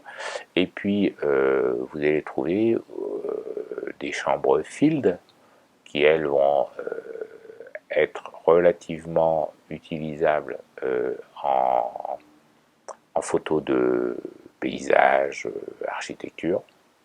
Je dis relativement utilisable parce que, ben voilà, on va aller quand même jusqu'à 300 mm de focale. Voilà, 300 mm de focale. Donc pour une field euh, chinoise avec des, des bancs optiques en bois, choses comme ça, voilà. Alors on fait de la photo avec une chambre en bois, vous voyez ce que je veux dire, il faut relativiser, on ne fait pas de la métrologie, on fait de la photo. Hein. Donc si ça plie un peu, si c'est pas forcément parallèle, si c'est pas net dans tous les angles, des choses comme ça, peut-être que l'on peut vivre avec ça. Voilà. Après, bon, il faut voir le prix des consommables, le prix du film, hein, parce que le, le, le, le plan film, le plan film 8-10, il a la même surface qu'un film 24-36, 36 poses. Donc du coup, il a vaguement le même prix. Hein, donc on tourne à 5 euros, 5 euros, 6 euros, 7 euros pour un plan film noir et blanc. Pour un plan film noir et blanc. Une boîte de 50, c'est 200 euros. C'est quelque chose comme ça. Donc on tourne à 4 euros. La première fois que j'ai acheté une boîte de plan film, parce que j'ai acheté une boîte de plan film, quand même, je l'ai payé dans les 200 euros, c'est comme ça, mais je l'ai acheté il y a déjà quelques années. Donc le prix, on doit être peut-être à 250 ou 300 euros, la boîte de 50 plans film, en noir et blanc. En couleur, si vous voulez faire de la... Ben là, soit vous développez vous-même, et dans ce cas-là, il n'y a pas plus de soucis que ça, soit déjà commencer par trouver le laboratoire, parce que en France et à Paris et tout ça, du 8-10, c'est pas tous ceux qui le font. Négatif plus, par exemple, ils s'arrêtent au 4-5. Hein. À ma connaissance, Négatif plus s'arrête au 4-5. Donc même, moi j'ai un collègue qui fait du 13-18, bah, ces 13-18, il faut qu'il les envoie ailleurs. Voilà, donc c'est pas... La vie est une dure lutte, hein. C'est pas évident. Hein. Voilà, voilà. Après, vous allez trouver des chambres en bois, des chambres en, des chambres en bois qui sont des chambres dont donc qui sont différentes des chambres field.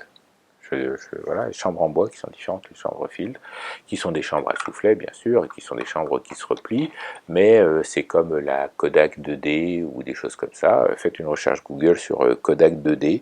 Alors Kodak 2D, ça risque de renvoyer des réponses un peu bizarres, mais bon, la Kodak 2D, donc vous avez le cadre arrière, vous avez un truc qui se déplie, vous sortez le cadre arrière avec le soufflet, et puis vous avez l'objectif qui est monté sur le cadre avant.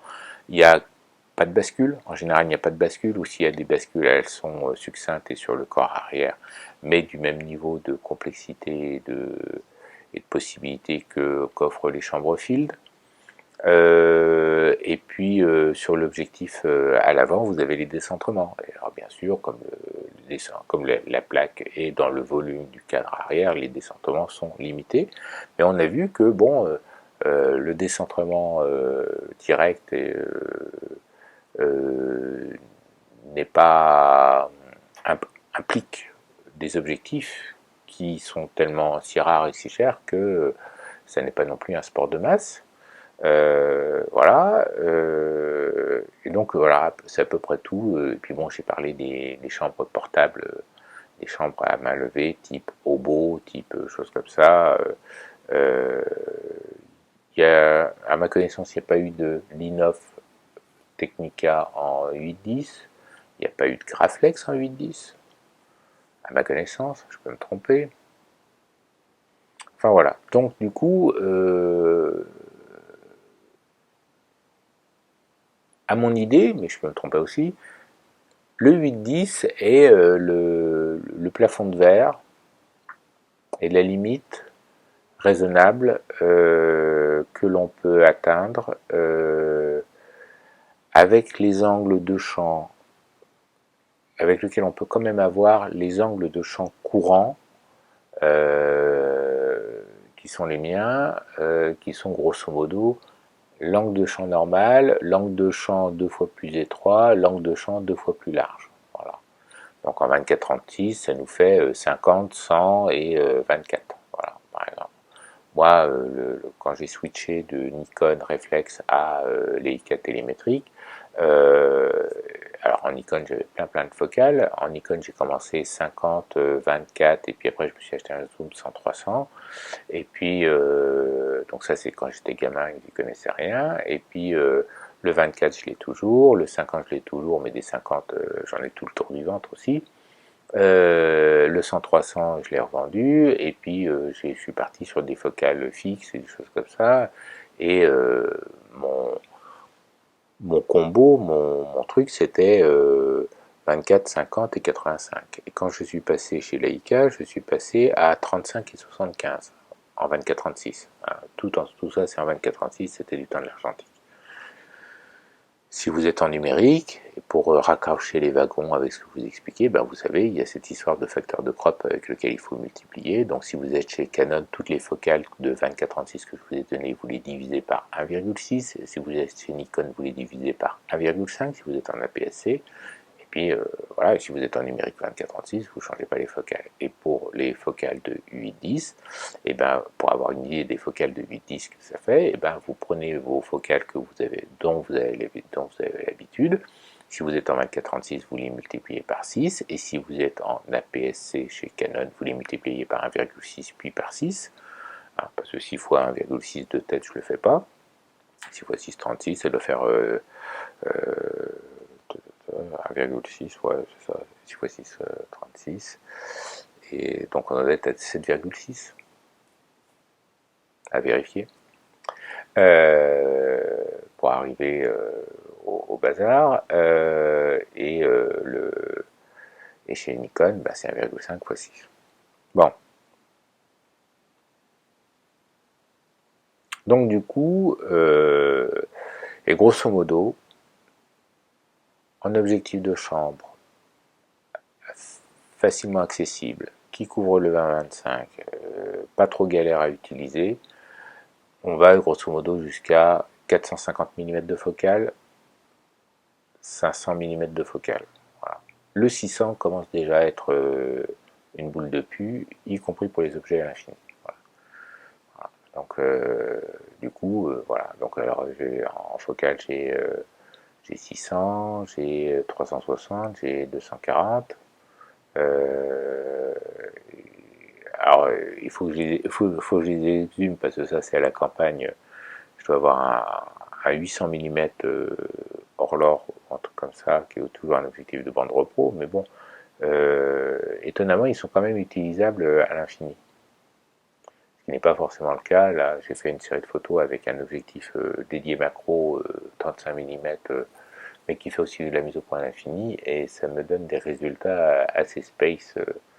Alors, allez voir sur mon Flickr, l'objectif, c'est un Noflexar. Noflexar, qui est de la marque Novoflex, 35 mm Noflexar, ou qui ouvre à 3,5 je crois de mémoire. Et ça donne un rendu assez intéressant façon temps-barre, mais quand on a fait de la macro, parce que c'est un objectif macro en fait au départ, et ben il est corrigé pour la macro, il n'est pas corrigé pour l'infini, et c'est space, vraiment, c'est space. Noflexar sur Flickr. Enfin voilà, bon, ceci donc va conclure la vidéo T011F sur Cynar le 810. Et puis, ben, soyez éco hein, pour essayer de comprendre, d'optimiser hein, avant de dépenser quoi que ce soit. Parce que bon, moi ça, ce doc-là, ça fait longtemps, enfin je l'avais lu il y a longtemps, hein, j'ai fait un truc comme ça. Et puis j'avais souvenir du bousin, et puis j'avais souvenir du... Donc quand j'ai eu la paix et tout ça, je savais où j'allais, j'ai acheté le casque, je savais où j'allais, et ainsi de suite. Et puis je me suis souvenu de ce truc-là, je l'ai cherché. Alors j'en ai raté un sur eBay il y a quelques mois, et puis là je viens de réussir à en choper un qui est pas beau, il y a une plaque de protection qui manque, et ainsi de suite. Mais bon, moi je m'en fous, hein, c'est pour utiliser.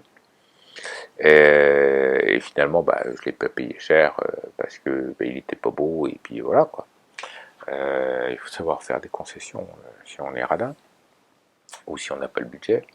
Et puis voilà, et puis on va voir ce que ça donne, et ainsi de suite.